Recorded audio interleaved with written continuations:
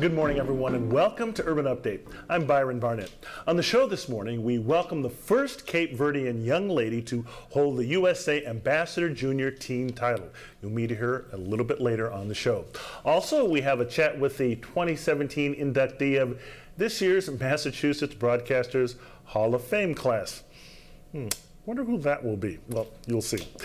But up first, since its inception in 2004, September has been recognized as National Preparedness Month, which serves as a reminder that we all must take action to prepare for the types of emergencies that could affect us in our homes, schools, businesses, and communities.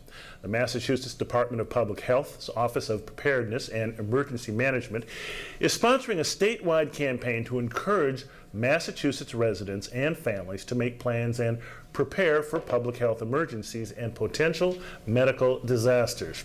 This year's No Plan, Prepare campaign will include PSAs as well as a series of outreach activities involving their library networks. Now, here to tell us more about the psychological first aid, which provides support to those suffering from disaster-related stress, is Lisa Crowner. She's Local Health Preparedness Coordinator for the Massachusetts Department of Public Health in southeastern Massachusetts. Welcome to Urban Update. Lisa, thanks for coming in. Thank you, Byron. Okay, well, let's start out by just kind of an overview of what exactly do you mean when you say psychological first aid, and why and when is it needed?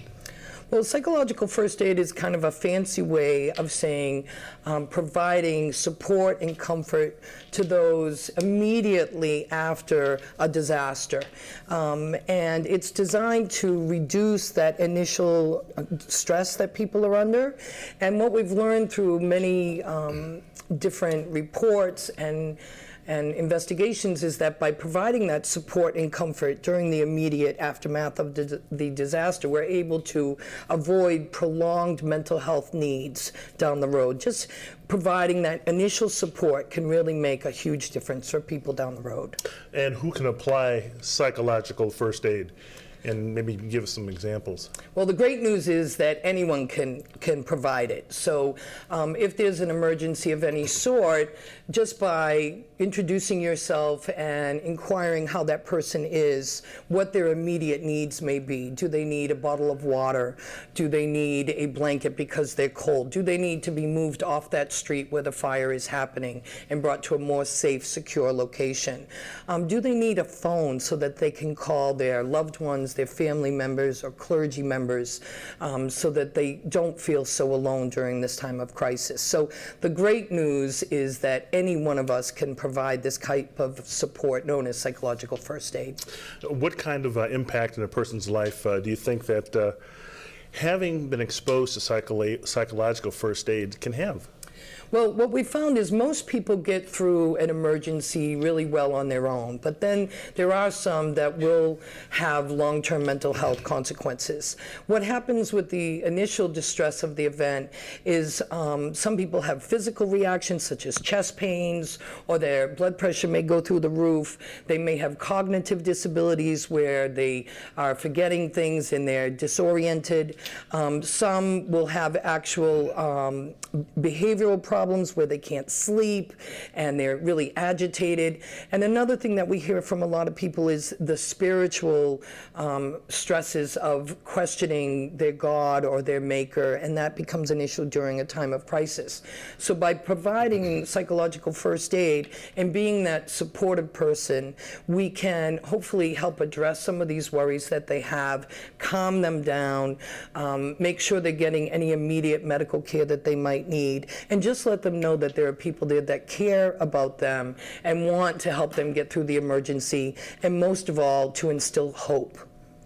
Now, let's talk a little bit more about National Preparedness Month. Yes. What are some examples of some of the potential emergencies that you think people should be thinking about? Well, there's quite a few, unfortunately, that we have to worry about in today's world. As we are visiting, of course, the 12th anniversary of Katrina, and with what just happened down in Houston with Hurricane Harvey and with Hurricane Irma making its way up the coast, we have to worry about weather-related disasters, flooding, earthquakes, not so much, thank goodness, out here, tornadoes, which we have had occasionally in Massachusetts, and it maybe a fire. From the Department of Public Health, we also worry about a new strain of influenza. So there's lots of different emergencies that we want people to be prepared for. Okay. Well, what are some of the action plans or suggestions that you have for reminding people of what to do? Well, we want them to make a go kit. And a go kit consists of maybe a backpack or a duffel bag that has all the supplies you would need for 72 hours or 3 days. Ideally, we'd like to see every member of the household having 1 gallon of water per day per person. We'd like you to have non-perishable goods with a manual can opener in case you're without electricity, of course. We'd like you to take care of your pets, make sure they have their needs met. ID tags are very important for the pets so that they don't get lost. That tends to be a major issue when we're dealing with emergencies. We want you also to make sure you have your prescription medications. If you wear a hearing aid, make sure you have extra batteries for that. One of the things I encourage people is to ask, if you were to be isolated for the next 3 days, what is it that you're missing that you would need? And sometimes that just gets people to be thinking about the supplies they might need. So you don't think this is, that's not really, some people might say it's kind of being paranoid. You don't think it's a matter of being paranoid? No, unfortunately, in today's day and age, I don't think it is at all. I think it's really about being prepared. It's about staying in touch with your local TV channels, listening to the radio, getting your alerts so that when something happens, you can take care of yourself and your loved ones. Have a family communication plan. If you have to evacuate the area, how are you going to regroup afterwards?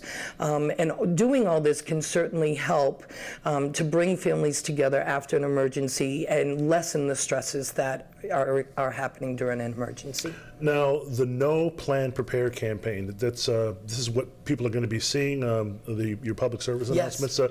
What's the ultimate goal of the campaign? And talk to me a little bit about that, what people are going to be seeing and the goal. It's a great plan. We've been doing it for several years now. We actually even have some goodies that we're able to give out, a shopping bag and some flashlights. And it's all about encouraging our citizenry of the Commonwealth to be prepared, to know that the risks are there, prepare their go kits, talk to their family members about their communication plan. The libraries within the Commonwealth are also involved in this effort this year and providing resources. You can go to our website and get a go kit list that you could print out, and we have all these resources in several different languages. Because of our diverse population, we want to make sure our materials are available in the appropriate language. And it's about creating awareness that an emergency could happen at any given time, and with some simple steps you can help to protect yourself and your family members. Seems like your suggestions are coming really at a very timely moment, you know, with all these the storms and the hurricanes happening right now.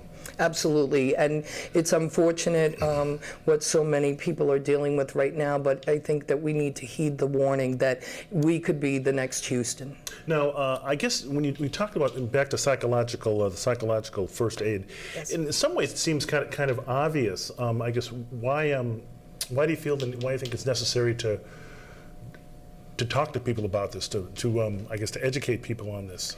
I think that's a great question, Byron, and I think the reason we have to talk about it is sometimes people feel that there's certain skill sets that are beyond their ability, and what we're trying to say is by being compassionate and supportive to people who are going through any type of stressful situation is not only helpful, but it just goes a long, long way. What about training? Do people need to get trained for this sort of thing? Ideally, it's great to get some psychological first aid training, but it's not required. We do have information on our website if people are interested, but the bottom line is that by being a compassionate friend and loved one or neighbor, you can really have a great impact. And where can our viewers go to get more information about this? They can go to the Mass Department of Public Health's website at mass.gov, and that's mass.gov.